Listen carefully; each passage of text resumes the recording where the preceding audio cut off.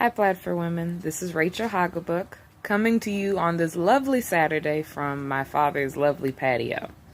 So, because March is Women's History Month, and because March is pretty near and dear to me in my heart because of my mother, God rest her soul, I wanted to do my first video, make my video debut, and share a poem that was one of my mother's favorites of mine, as well as something that I hope encourages all women in this month. The poem is called My Self-Worth, and it goes a little bit something like this. Do you see this face? Decorated with the most genuine smile either you or I have ever seen? Ladies, I am beaming. And women, I am joyous. It is because I have officially found my self-worth. It had been something I had been searching for the longest. Thought after the umbilical cord was cut and I was washed off, I might have lost it at birth.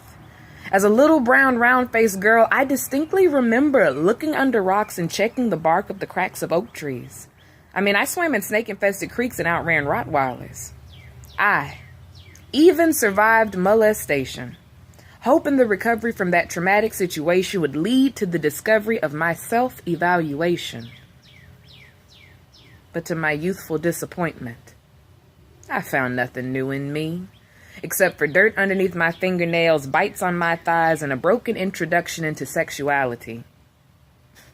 As a preteen, I remember going through split personality after split personality after split personality, searching for an identity that would meet my longing need. To find what I'm good for, asking God what's my purpose so that I may begin to live my life successfully. It was my entire being's desire to stop this heart of mine from bleeding. But years of selling out and joining in with the stereotypical idea of what a girl that looks like me should be, well, it got me nowhere. Once again, other than drowning in a shallow end where I was somehow still in too deep. It amazes me how sometimes I literally lose myself in me. Years of idolizing friends and men, just trying to find a place where this face, this shape, this hair, and this weight fit in. But I came to a glorious place. Just a couple years ago, you see, I had leased myself out one too many times and thought I had finally stunted my growth. But in my darkest, most shameful moment, self-worth came clearly. She said, baby girl, I have been here all along, so why even look for me? She said, yeah, you messed up. Time and time and time and time and time and time again. But it's because you gave so little to you and invested so much in all of them. And you know what I did? I cried. Begged for her forgiveness. Told her I was sorry. I didn't mean to hurt us. I was just trying to find my way. And she smiled, tilted my chin up and whispered, no use worrying about yesterday. Then she picked me up and held me tighter than any man ever has. And she talked me through my problems better than a best friend could have.